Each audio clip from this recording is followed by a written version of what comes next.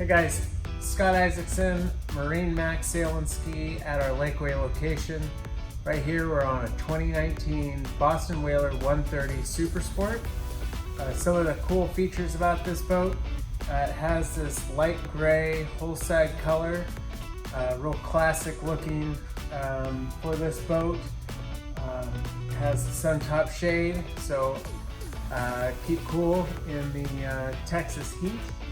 This boat has a lot of options that you can do. So the bench seat, we have the Helm seat backs here that can fold down. There's about 2 other options that you can do for that bench seat. These have been what we've liked the best. Also, you can do a bow cushion up front.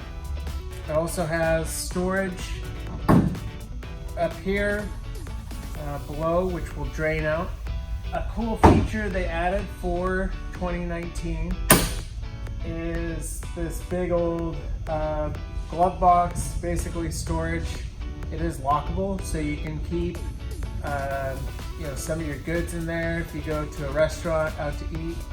It's one of the best riding 13-foot boats I've ever been on. Just handles chop. You can tell the quality of the build of this Boston Whaler.